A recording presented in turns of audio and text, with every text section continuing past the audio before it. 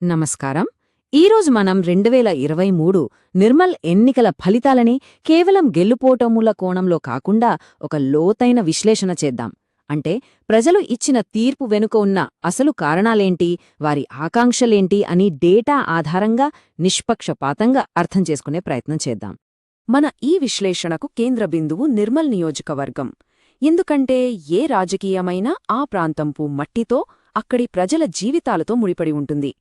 కాబట్టి ముందుగా ఆ ప్రాంతంపు వాస్తవ పరిస్థితుల్ని అర్థం చేసుకుంటేనే ఫలితాన్ని సరిగ్గా అంచనా వేయగలం. ఈ మొత్తం విశ్లేషణని మనం 5 భాగాలుగా విభజించుకున్నాం. మొదట నిర్మల్ రాజకీయ స్వరూపం చూసి, ఆ తర్వాత ఫలితాల్లో వచ్చిన భారీ మార్పును పరిశీలిద్దాం. ఆ తర్వాత ఓటమికి కారణాలు, మళ్లీ పుంజుకోవడానికి మార్గాలు, చివరిగా అసలైన పాలన ఎలా ఉండాలో చర్చిద్దాం. సరే, ఇక మొదలు పెడదాం. సరే, మనం మొదటి అడుగు నిర్మల్ నియోజకవర్గం యొక్క రాజకీయ, సామాజిక స్వరూపాన్ని అర్థం చేసుకోవడం. ప్రతి ప్రాంతానికి ఒక ప్రత్యేకత ఉంటుంది. ముందుగా ఇక్కడి వాస్తవ పరిస్థితులేంటో చూద్దాం. ఈ చార్ట్ చూడండి, ఇది చాలా ముఖ్యమైన విషయం. నిర్మల్ నియోజకవర్గంలో దాదాపు 79% గ్రామీణ ప్రాంతమే. అంటే ఇక్కడ రాజకీయాలని నడిపించేవి పట్టణాల్లోని చర్చలు కాదు, వ్యవసాయం, సాగునీరు, మౌలిక వసతులు ఇలాంటి రోజువారీ సమస్యలే ఇక్కడ ఎన్నికల గమనాన్ని నిర్దేశిస్తాయి. ఇక ఇక్కడి సామాజిక స్వరూపం చూస్తే దాదాపు 2,38,000 ఓటర్లున్నారో, అక్షరాస్యత సుమారు 58%. మతాల పరంగా చూస్తే హిందువులు, ముస్లింలతో పాటు ఎస్సీ/ఎస్టీ వర్గాల జనాభా కూడా గణనీయంగా ఉంది. అన్నింటికన్నా ముఖ్యంగా ఓబీసీ వర్గంలోని కాపు ఉపకులాలు ఇక్కడ రాజకీయంగా చాలా కీలకం. ఇక అసలు విషయానికొద్దాం. 2023 ఎన్నికల ఫలితం. దీన్ని కేవలం ఒక ఓటమిగా చూడలేం. ఇది ఒక రకంగా రాజకీయ భూకంపం. నియోజకవర్గ రాజకీయ ముఖచిత్రాన్నే పూర్తిగా మార్చేసిన ఒక నిర్ణయాత్మకమైన మలుపు. ముందుగా 2018 పరిస్థితి చూద్దాం. అప్పుడు బీఆర్ఎస్ పార్టీ 9,271 ఓట్ల మెజారిటీతో గెలిచింది. ఇదొక మంచి విజయమే. పార్టీకి నియోజకవర్గంపై పట్టు ఉందని చెప్పొచ్చు. ఇది మన బేస్ లైన్. కాని సరిగ్గా 5 ఏళ్లు గడిచేసరికి పరిస్థితి మొత్తం తలకిందులైపోయింది. 2023లో బీజేపీ గెలుపు మార్జిన్ ఏకంగా 50,703 ఓట్లు. ఆలోచించండి, ఈ అంకెలో ఓటమి ఎంత తీవ్రంగా ఉందో, ప్రజల అసంతృప్తి ఏ స్థాయిలో ఉందో అర్థం చేసుకోవచ్చు. ఈ టేబుల్ చూస్తే ఆ మార్పు ఎంత పెద్దదో ఇంకా స్పష్టంగా తెలుస్తుంది. బీజేపీ ఓట్ల వాటా ఏకంగా 44% పెరిగింది. ఇది ఎలా సాధ్యమైంది? బీఆర్ఎస్ 18%, కాంగ్రెస్ 26% ఓట్లను కోల్పోయాయి. అంటే ప్రభుత్వ వ్యతిరేక ఓటు చీలలేదు, మొత్తం ఏకీకృతమై బీజేపీ వైపుకు మళ్ళింది. అందుకే దీన్ని మనం ఒక రాజకీయ భూకంపం అంటున్నాం. ఇప్పుడు మన ముందున్న అసలైన ప్రశ్న, ఇంత పెద్ద మార్పుకు దారితీసిన కారణాలు ఏంటి? దాని మూలాల్లోకి వెళ్ళి చూద్దాం. సరే, ఇప్పుడు ఈ విశ్లేషణలో అత్యంత కీలకమైన భాగానికి వచ్చాం. ఈ భారీ ఓటమి వెనుక ఉన్న అసలు కారణాలేంటి? వ్యవస్థాగత వైఫల్యాలు ఎక్కడున్నాయి? ఒక్కొక్కటిగా లోతుగా పరిశీలిద్దాం. అయితే ఈ కారణాలను విశ్లేషించే ముందు మనమొక ముఖ్యమైన సూత్రాన్ని గుర్తుంచుకోవాలి. ప్రజాస్వామ్యంలో ప్రజలతో మాట్లాడటమంటే కేవలం వాగ్దానాలు చేసి ఒప్పించడం కాదు. వారికి వాస్తవాలు వివరించి సరైన సమాచారం అందించే బాధ్యత కూడా నాయకులపై ఉంటుంది. ఈ బాధ్యతను విస్మరించినప్పుడు ప్రజల నమ్మకం దెబ్బతింటుంది. మొదటి అత్యంత ముఖ్యమైన కారణం సంక్షేమ పథకాల అమలులో లోపాలు. డబుల్ బెడ్రూమ్ ఇళ్ళు, పెన్షన్లు వంటి ఎన్నో హామీలు క్షేత్రస్థాయిలో ప్రజలకు సరిగ్గా చేరలేదు. ఈ వాగ్దానానికి వాస్తవానికి మధ్య ఉన్న ఈ అంతరం ప్రజల్లో తీవ్ర అసంతృప్తికి కారణమైంది. ప్రతిపక్షాలు దీన్నే బలంగా ప్రజల్లోకి తీసుకెళ్లాయి. ఇక రెండవ కారణం, సామాజిక సమీకరణాలు పూర్తిగా మారిపోవటం. నియోజకవర్గంలో బలంగా ఉన్న కాపు సామాజిక వర్గం, ఇతర ఓబీసీ వర్గాలు పెద్ద ఎత్తున బీజేపీ వైపు మొగ్గు చూపాయి. దీనివల్ల బీఆర్ఎస్ సాంప్రదాయ ఓటు బ్యాంకు పూర్తిగా దెబ్బతింది. మూడవది, మనం ముందే చెప్పుకున్నట్టు ఇది 79% గ్రామీణ నియోజకవర్గం. ఇక్కడ రైతుల కష్టాలు, భూమి హక్కుల వంటి సమస్యలే ప్రజల మనసుల్ని ఎక్కువగా ప్రభావితం చేస్తాయి. ఈ సమస్యలపై ప్రతిపక్షాలు చేసిన ప్రచారం ప్రజలకు బాగా కనెక్ట్ అయింది.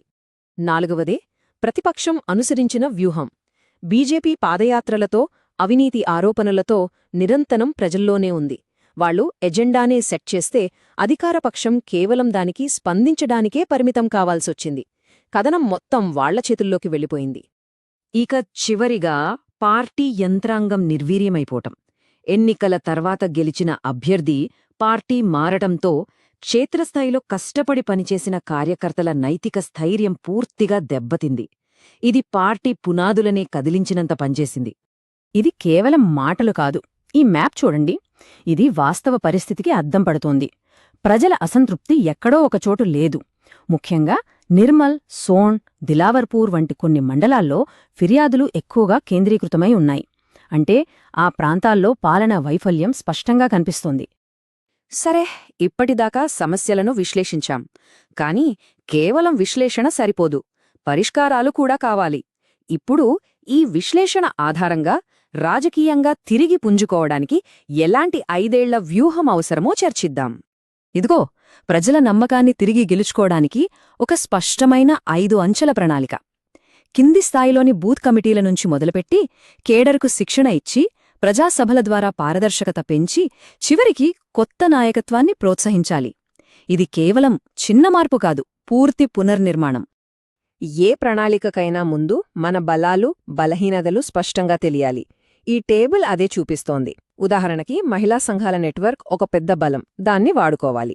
అదే సమయంలో కేడర్ నైతిక స్థైర్యం ఒక బలహీనత, దాన్ని వెంటనే సరిదిద్దాలి. అందరితో ఒకేలా మాట్లాడితే ప్రయోజనముండదు. ప్రతి వర్గానికి వారి సమస్యలకు అనుగుణంగా వారికి అర్థమయ్యే భాషలో మాట్లాడాలి. యువతతో మాట్లాడే విధానం వేరు, రైతులతో మాట్లాడే విధానం వేరు. ఇలా ప్రతి ఒక్కరినీ ప్రత్యేకంగా సంప్రదించాలి. ఇక్కడ మరో ముఖ్యమైన విషయం గుర్తుంచుకోవాలి. ఈ ఆధునిక డిజిటల్ ప్రచార యుగంలో ప్రజలను సంప్రదించేటప్పుడు వారి వ్యక్తిగత గోప్యతకు భంగం కలగకుండా చూసుకోవాలి. వారి సమ్మతి లేకుండా వారి సమాచారాన్ని ఉపయోగించడం చట్టరీత్యానే కాక నైతికంగా కూడా తప్పు. అది వారి ప్రాథమిక హక్కు. రాజకీయాల్లో కథనం ఎవరి చేతిలో ఉంటే గెలుపు వారివైపే ఉంటుంది. ప్రతిపక్షాలు చేసే అవినీతి, స్కామ్ వంటి ప్రతికూల ఆరోపణల ఉచ్చులో పడకూడదు. దానికి బదులుగా అభివృద్ధి, సంక్షేమం, పురోగతి వంటి సానుకూల పదాలతో మన కథనాన్ని మనమే బలంగా వినిపించాలి.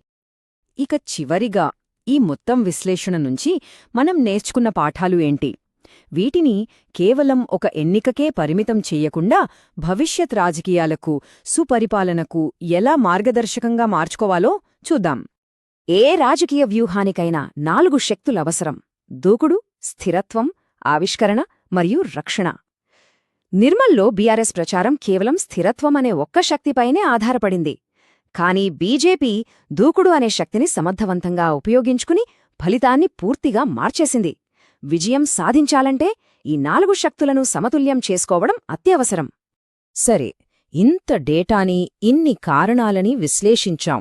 ఈ మొత్తం సమాచారం మనని ఒకే ఒక్క అత్యంత కఠినమైన ప్రశ్నకు తీసుకువస్తోంది. పార్టీ పునరుజ్జీవనానికి తక్షణమే తీసుకోవాల్సిన ఆ అతి ముఖ్యమైన చర్య ఏది? డేటా మనకు ఎలాంటి సందేహం లేకుండా ఒకే ఒక్క సమాధానం ఇస్తోంది. ఇంత భారీ ఓటమి, కేడర్ మద్దతు పూర్తిగా కోల్పోవడం మరియు ప్రజల్లో దెబ్బతిన్న ప్రతిష్ఠ, వీటన్నింటినీ పరిగణనలోకి తీసుకుంటే ప్రస్తుత నాయకత్వం పార్టీకి ఒక భారంగా మారింది. కాబట్టి అభ్యర్థిని మార్చడం అనివార్యం. చివరిగా నిర్మల్ ఎన్నికల నుంచి మనం నేర్చుకోవాల్సిన గుణపాఠం ఇదే: రాజకీయాల్లోకి నమ్మకం మాత్రమే అసలైన కరెన్సీ. ఆ నమ్మకం ఒకసారి పోతే దాన్ని కేవలం కొత్త వాగ్దానాలతో, చాలా సందర్భాల్లో కొత్త ముఖంతో మాత్రమే తిరిగి సంపాదించుకోగలం. ప్రజలను కేంద్రంగా చేసుకుని మీ నియోజకవర్గాన్ని ఉన్నత స్థాయికి తీసుకెళ్లాలనుకునే నాయకులుగా ఎదగాలనుకుంటే blueprintstrategies.ai ను mgr@blueprintstrategies.ai వద్ద సంప్రదించండి లేదా 0804204160 కు కాల్ చేయండి. రాజకీయాలకు అతీతమైన లక్ష్యం.